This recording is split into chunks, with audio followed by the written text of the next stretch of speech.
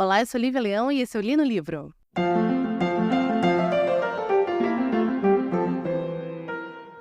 Se você é novo por aqui no Li no Livro, seja muito bem-vindo, primeiramente.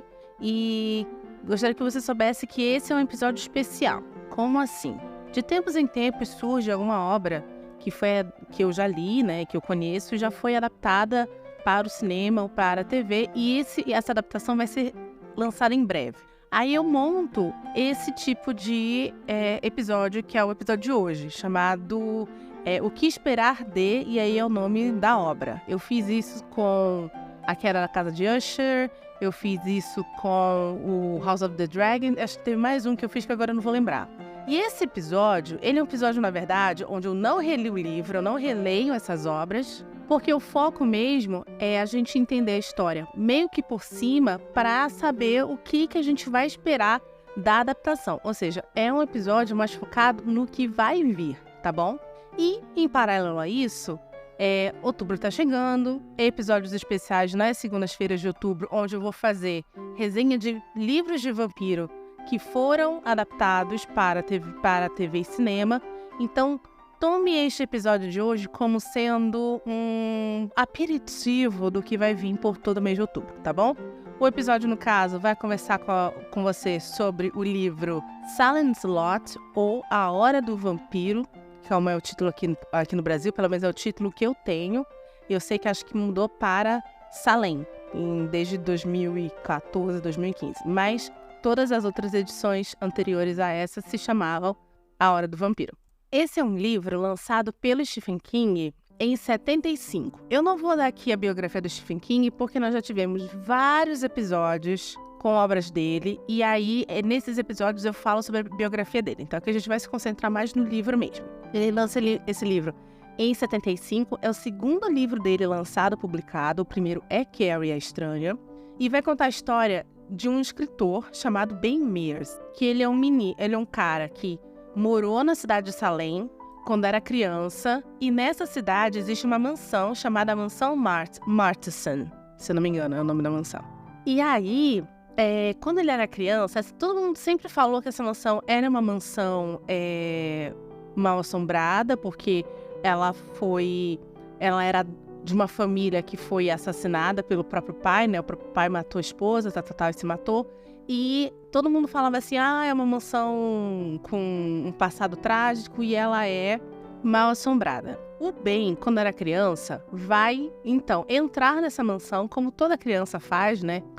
Eu cresci em colégio católico, e o colégio que eu cresci, ele tinha, na minha época, eu estudei 10 anos nesse colégio, ele tinha, na minha época, 120 anos de idade. Então, imagina como está hoje, eu tô com 38. E aí sempre tinha assim, não vai em tal local, porque tem um fantasma lá. Não olha pra tal estátua, porque ela pisca. Sempre tinha umas coisas assim. E não vai ser diferente aqui. E aí, eu e as minhas amiguinhas da escola, a gente tinha essa coisa de desafiar uma outra aí. Vai em tal local, põe a mão em tal coisa e sai correndo, sabe? E o Ben, criancinha, vai fazer isso. Ele vai entrar nessa mansão, ele vai subir as escadas, e no pé da escada ele vai ver o fantasma do antigo morador que se matou enforcado. E aí ele vai ficar extremamente traumatizado com isso. Anos vão se passar, ele vai sair da cidade, anos vão se passar, e ele resolve voltar porque ele é um escritor de histórias de terror. E ele está fazendo, então, uma pesquisa sobre a mansão para escrever sobre essa mansão no próximo livro dele. Paralelo a essa chegada, você tem outras duas coisas acontecendo nessa cidade. Você tem a chegada de um imigrante australiano riquíssimo, que ninguém conhece, e o seu auxiliar, seu secretário, que vai montar uma loja de antiguidades na cidade. E esse nobre australiano, esse cara riquíssimo australiano, ele vai comprar a mansão e vai morar lá. E nunca vai aparecer, você só vê o cara lá, o secretário dele.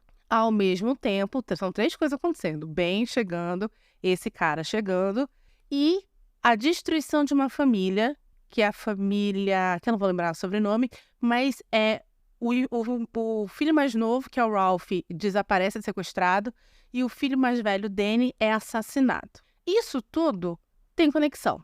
E que conexão é essa? Esse australiano que ninguém vê, que é um homem muito rico, ele é ninguém mais, ninguém menos do que Kurt Barlow, que é um vampiro ancestral, super antigo. E o secretário dele, que é o Richard Stryker... Gente, eu não reli esse livro, então não vou lembrar os nomes, eu tive que buscar agora os nomes na Wikipedia, tá? Sinto muito. Enfim, respeita a minha idade e minha falta de lembrança. Esse secretário dele, o Richard Stryker, ele, na verdade, sequestrou o Rich, que é esse menininho que foi sequestrado, oferece esse menino como sacrifício para despertar esse vampiro ancestral. E esse vampiro ancestral começa a fazer vítimas pela cidade. E a primeira vítima dele é o irmão do Rich, que é o Danny, que é o menininho que ele pega. Ele é um menininho que sai procurando pelo irmão à noite. E ele captura esse menino e morde. E é a primeira transformação do livro. Só que ele cometeu, na minha concepção, o Kurt Barlow, um grande erro, que é transformar uma criança. Porque aí uma criança transformada em vampiro, a gente vai em outubro ler o Entrevista com o Vampiro. E a gente vai entender que crianças não têm limites quando são transformadas em vampiros. Então esse menino Danny, ele começa a transformar a galera na cidade à torto e à direita. E paralelo a isso, o Ben, que é um cara que já teve contato com o sobrenatural dentro da cidade, vai então se unir com outros personagens para lutar então por essa cidade chamada Salem Slot. O King escreveu outros 2 contos que falam sobre essa cidade, né? Os 2 contos estão contidos em Sombras da Noite, que a gente já resenhou alguns contos aqui, que é o livro de contos meu favorito dele. Aí a gente vai ter o Jerusalem Slot, que é o que acontece antes, é uma prequel de Salem Slot. E a gente vai ter o conto A Saideira, ou One for the Road, que é o nome em inglês, que conta a história de um cara na cidade vizinha, acho que são 2 caras, na verdade, na cidade vizinha, que precisam ir resgatar uma família que ficou presa no meio da neve em Salem Slot. E, ou seja, esse segundo conto, A Saideira, ele acontece após o final do livro Salem Slot, tá? E sem falar que também você tem várias citações dessa cidade em outros livros do King, especificamente em 2 livros da Torre Negra. Eu não li Torre Negra, eu tenho aqui o primeiro e o segundo, mas nunca li. Os livros da Torre Negra serão Lobos de Cala e Canção de Susana, que vai aparecer um personagem chamado Padre Callahan nesses 2 livros. E você tem alguns personagens de Carrie aparecendo nesse livro e tal. Então, assim, como é a segunda novela, o segundo livro do King lançado, você já entende que desde sempre, desde o começo da carreira, o King já estava ali escrevendo coisas que se conectavam com suas histórias. Então, assim, personagens que conectam aqui. Você tem isso em O Iluminado se conectando com o It. Então, você tem essas coisas dentro da produção do King, e aqui não é diferente. Em 1980, ele disse numa entrevista que esse seria o livro favorito dele. E, por sinal, isso aqui é uma fofoquinha que eu li lá no Stephen King Brasil. Tem um momento no livro que o Ben Mears fala que ele queria dar uma entrevista para Playboy, mas ele sabe que isso não quer acontecer. E o King, na verdade, fala nessa entrevista que ele dá para Playboy, acho que em 83, que, na verdade, ele colocou essa frase lá porque ele achava que ele nunca ia ser famoso a ponto de dar uma entrevista para Playboy, e naquele momento era o que ele estava fazendo, dando uma entrevista para Playboy.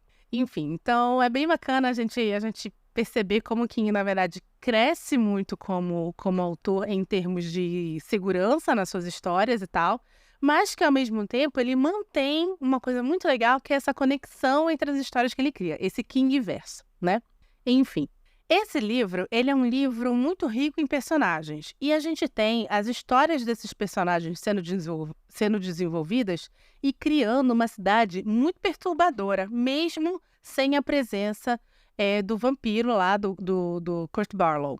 Você tem, por exemplo, um casal que tem um bebezinho, e esse bebezinho apanha muito, eles maltratam muito essa criança. Você tem, agora eu não lembro se é no livro ou se isso tem também, só no seriado, porque esse livro foi adaptado algumas vezes. Mas você tem uma menina que ela é meio que uma cheerleader, uma menina bem popular na escola, mas ela meio que sofre um abuso sexual do pai, fica subentendido. E aí ela vai ser transformada em vampiro também por um cara que é super rechaçado pela sociedade da cidade, porque ele tem uma corcunda, ele é um cara que vive no lixão, tal, e o Barlow vai lá e transforma ele. Você tem uma esposa que trai o marido, que é extremamente abusivo com ela, e com um menino mais novo, esse marido descobre, tortura e quase mata esse menino também vai ser transformado em vampiro pelo Barlow e vai se vingar. E, em contrapartida, esse marido, quando descobre isso, pega todas as pílulas anticoncepcionais da esposa, joga fora e violenta ela para ela ser obrigada a ter um filho dele depois de que ele descobre que ela traiu ele. Então, assim, são coisas bem perturbadoras que vão acontecendo nesse livro, além da grande figura do mal, representando o mal, que é o Kurt Barlow. Isso lembra uma estrutura que é a estrutura do It, onde você tem a criatura, né? A coisa, que é que se alimenta daquela cidade, que se alimenta das maldades das pessoas daquela cidade do Maine, que é Derry, e ao mesmo tempo você tem coisas horrendas acontecendo ali.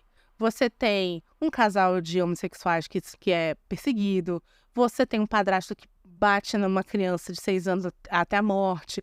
Então, assim, é muito louco você ver que é uma temática que volta, na verdade não volta, né? Porque esse livro é anterior a It. Mas a gente tem, então, aqui esse embrião desse conceito que o King aplica de que as cidadezinhas pequenininhas do Maine, especificamente, que é onde ele escreve, são cidades que têm muitos segredos violentos, tem uma sociedade que vive de aparência e aquilo vai ser exposto ou vai ser multiplicado por uma criatura que representa o mal externo, ou seja, como se o mal interno da cidade se encontrasse com o mal externo e aí você tem um casamento baseado em violência e coisas assim.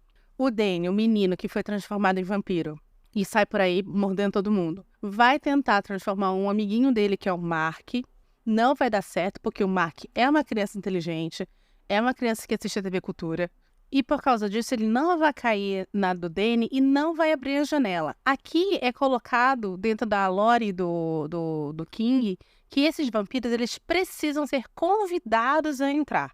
Aliás, no livro fica subentendido que o Barlow, eu não sei se era o Barlow ou se era o Richard, acho que era o Barlow, ele entra em contato com o dono da mansão e o dono da mansão o convida para ir à cidade, que é o que ele faz algumas décadas depois que esse cara se mata, a esposa e se mata.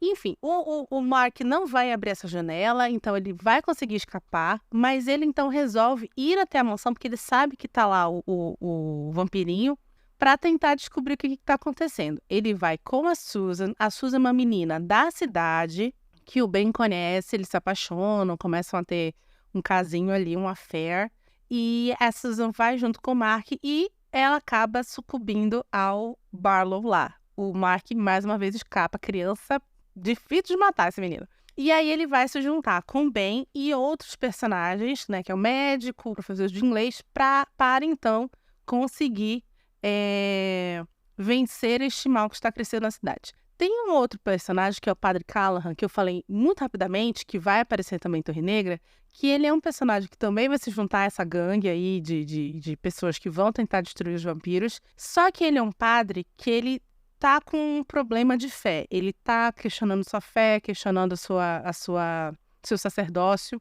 e o Barlow vai usar isso contra ele durante um embate maravilhoso, a minha parte favorita do livro, maravilhoso, entre o Barlow e o Callahan, quando o Barlow tenta capturar mais uma vez o Mark, que é uma criança assim que, gente, Denso Pimentinha não é nada perto desse menino, ele é muito esperto. E eu não vou contar o final do livro, porque eu não quero estragar o que pode ser o final também do filme para vocês. Mas, assim, o que eu já contei aqui é um bom caminho, é uma boa quantidade de história e, mais uma vez, como falei, é uma pincelada sobre o que a gente pode encontrar nesse seriado. Eu vou chamar aqui um seriado, não, um filme. Eu vou chamar aqui o nosso patrocinador.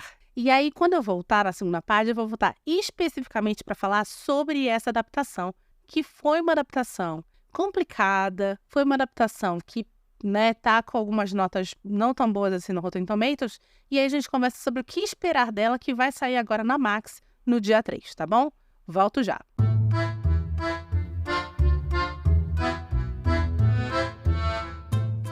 Opa! Já já o episódio continua. Mas antes, queria te lembrar que o Li no Livro é um podcast independente e sem patrocínio. Então, preciso da sua ajuda. Clica no botão de compartilhar e compartilhe esse episódio com seus amigos e nas suas redes sociais. Me ajuda muito. Obrigada! Pois muito que bem!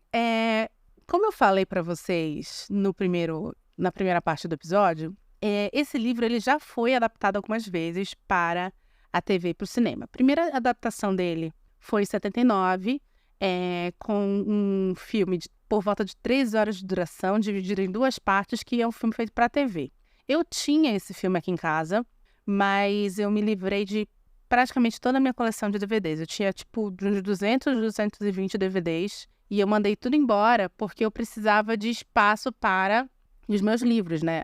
Eu tenho 2 estantes e não tem mais como botar livro nelas, e aí eu resolvi tirar os DVDs e passei os mangás para a mini estante que ficavam os DVDs, e aí isso abriu espaço nas minhas estantes maiores. Então, acho que eu fiquei com, 20 ou 15 títulos, e infelizmente o A Hora do Vampiro foi nessa. Eu gosto muito dessa adaptação de 79, até porque ela traz um Barlow que bebe muito visualmente no que a gente vai ter em Nosferatu, do Murnau. E, consequentemente, na segunda adaptação de Nosferatu, que é de 79, do Herzog, que vai ter a Isabelle Adjani como a Mina Murray. Eu adoro. A primeira versão, na verdade, que eu vi do Nosferatu foi essa de 79.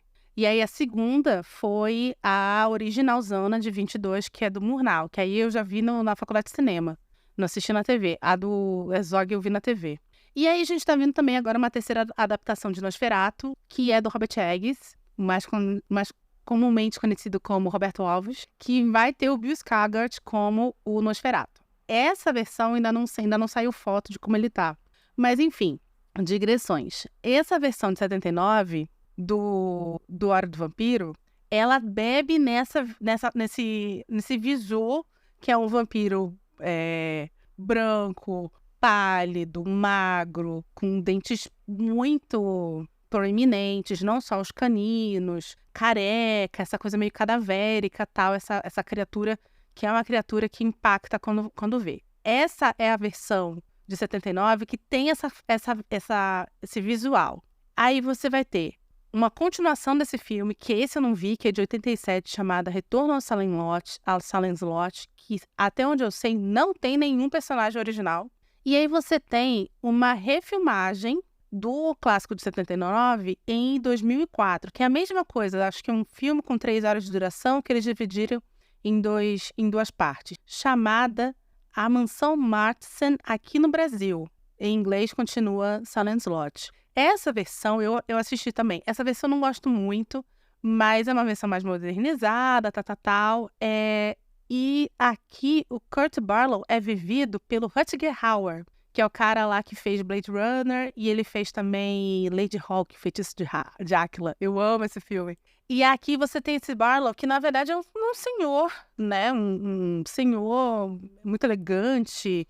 Rutger Hauer é um homem muito bonito, se torna um homem muito bonito, continua sendo um homem muito bonito também, mesmo com a idade. Então é um cara com classe, sabe? Diferente lá de 79, que ele é claramente chupado do Nosferatu. No livro, a versão física do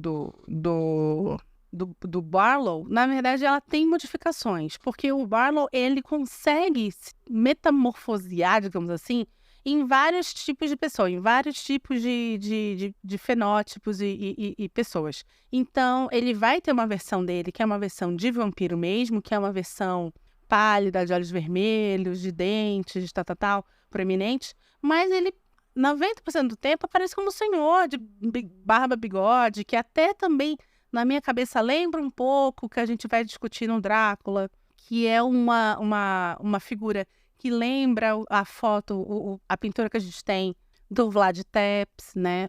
O príncipe romeno, enfim.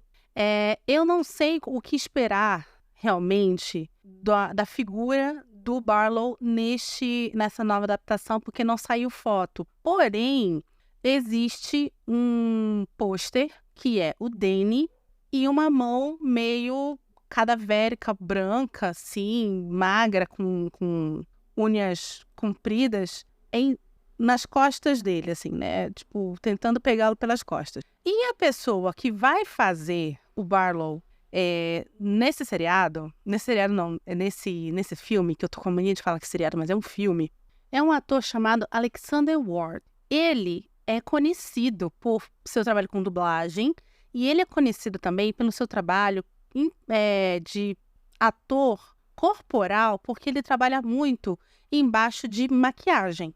Então, assim, e ele é um cara muito alto, branco, magro. Então, se fosse para apostar baseado no Alexander Ward e baseado no que a gente tem nesse pôster, eles vão fazer um Barlow que lembra a adaptação de 79, né? Que é a versão lá copiada, chupada de Nosferatu. Esse filme ele foi anunciado em 2019 com a direção e roteiro de um cara chamado Gary Doberman, ou, como diria o pessoal do Pee-wee, Gary Cachorro, e a produção do James Wan. James Wan é o cara que dirigiu o que a gente tem hoje como Conjuring Verse, que na verdade é Invocação do Mal 1, 2, 3, o Sobrenatural 1, 2, 3 também. Eu gosto muito desses filmes porque é um terror, que eu acho um terror decente.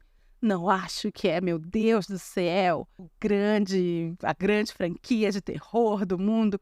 Mas eu acho que é um terror bem bacana, um terror decente. Ele dá sustos muito legais, assim. Não são sustos jump scares à torta direito. E na minha concepção, o James Wan, ele é um diretor competente. Ele teve ali sua fase de excesso de filtro azul, mas eu acho que ele é um diretor competente especificamente nos filmes desse universo do The Conjuring.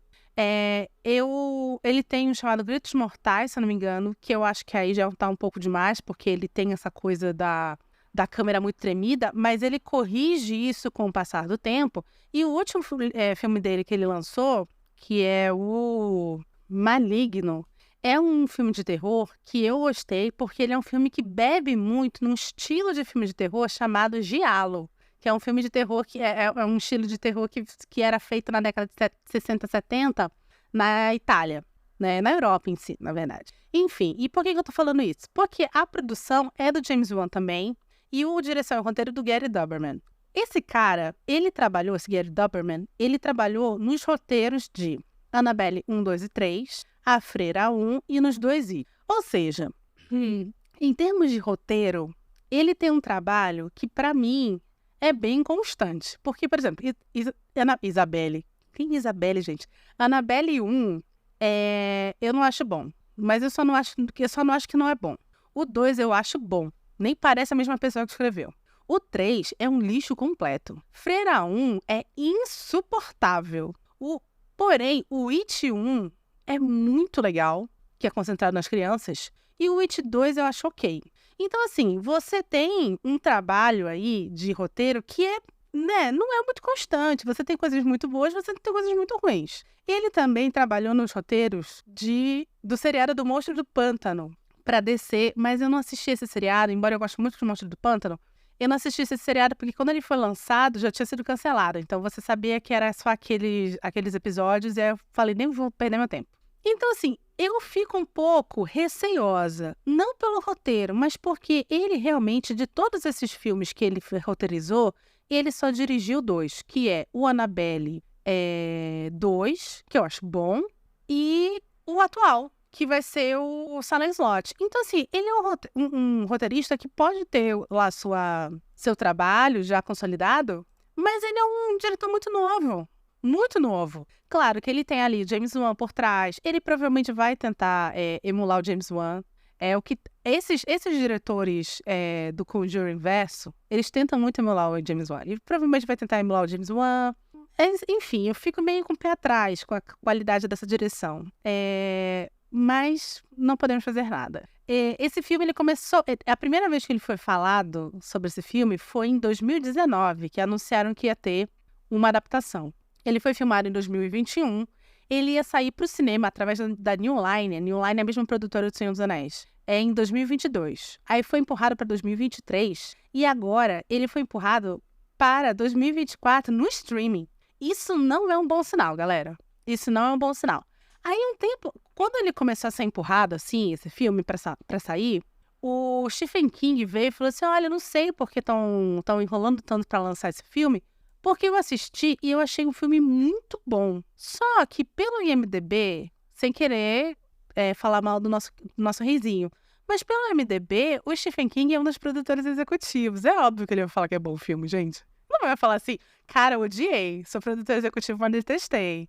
Acho que não vai acontecer isso. E se você for no Rotten Tomatoes, já tem algumas notas, tá com 63% de aprovação dos críticos, porém só tem 24 críticas, então provavelmente essa nota vai baixar. O que eu acho que realmente vai ser esse seriado?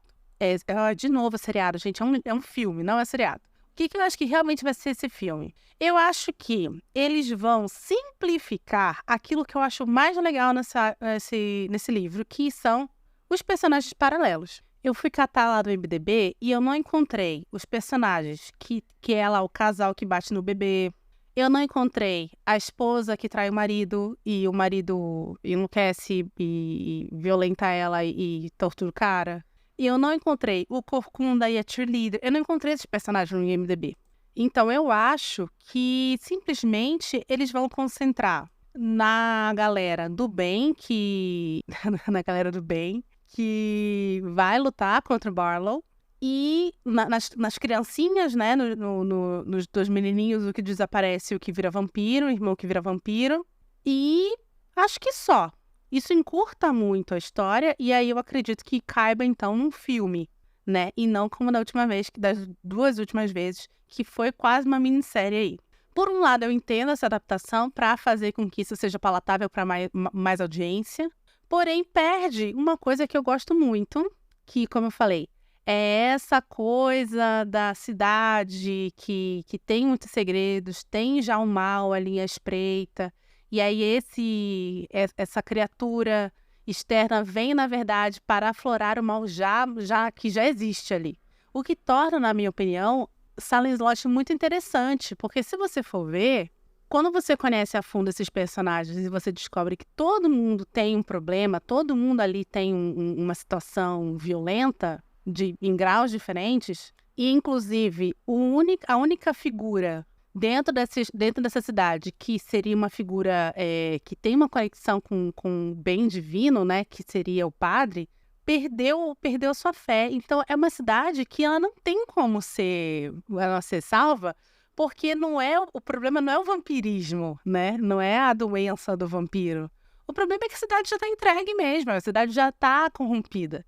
Isso eu acho muito interessante. Não acho que isso vai ter nesse filme. Acho que vai ser um filme ruim? Não, eu gostei desse trailer. Eu vi também um clipe de 2 minutos, que também é uma coisa diferente, né? Você tem dentro do livro só a Susan, que é a namoradinha do Ben, e o Mark, que é o menininho, indo atrás do Barlow.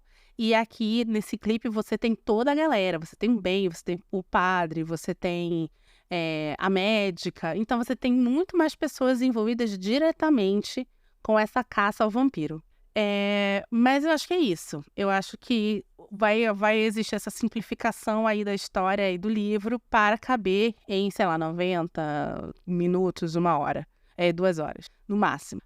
O seriado vai ser lançado agora, dia 3, na Max, junto com o Vox Machina, por sinal que vai ser lançado na Prime. E quem tem HBO mesmo, né, na TV a cabo... Não existe TV a cabo, né? Acho que existe. Senão assistiria o HBO aonde, né? Enfim, quem tem HBO mesmo sai no sábado. Eu vou assistir, obviamente, adoro filmes de terror. Outubro é meu mês favorito, porque não é apenas o meu aniversário, mas também tem essa coisa meio macabra de lançarem filme de terror e livro de terror à torta direito. Então eu estarei lá assistindo. Se vou gostar ou não, descubra no @LiviaMulder lá no Instagram, que eu faço stories depois falando pra vocês. E lembrando, segunda-feira, a partir da próxima segunda-feira, começa o nosso especial Vampiros, livro versus filme. Serão 4 livros. Eu vou dar spoiler aqui pra você, porque eu não vou fazer sneak peek lá no meu Instagram. O primeiro vai ser Drácula. O segundo vai ser Entrevista com o Vampiro. Eu coloquei os livros em ordem cronológica de lançamento. O segundo vai ser Entrevista com o Vampiro. O terceiro vai ser Fome de Viver. E o último vai ser Deixa Ela Entrar. Então vão ser 4 lançados toda segunda-feira às 17 horas. Qual a diferença desses episódios especiais para esse aqui? Primeiro, porque não é o que esperar, considerando que esses filmes já foram lançados há muito tempo. Segundo, esse episódio aqui, ele é focado, como eu expliquei, no seriado. Lá, os episódios vão ser focados no livro. É como se fosse um no livro com, 10 minutinhos a mais falando dos filmes, tá bom? E para esses episódios especiais, eu reli todos os livros. No caso, o Fome de Viver e o Deixa Ela Entrar, ele nunca tinha lido.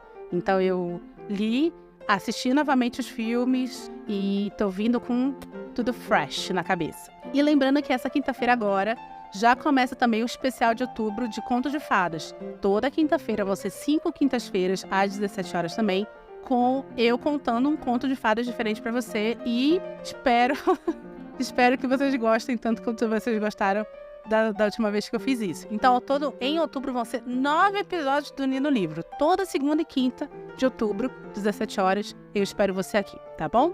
Se você gostou desse episódio, por favor, compartilhe com seus amigos. Estamos nos principais agregadores, alguns pagos, outros públicos. Me segue no @LiviaMulder, onde eu coloco toda quarta-feira as referências do episódio de segunda, tá bom?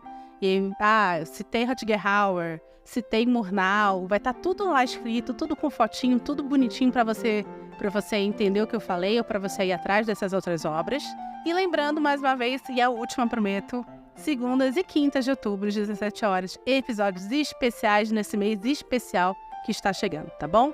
Eu sou Lívia Leão e esse foi o Li no Livro.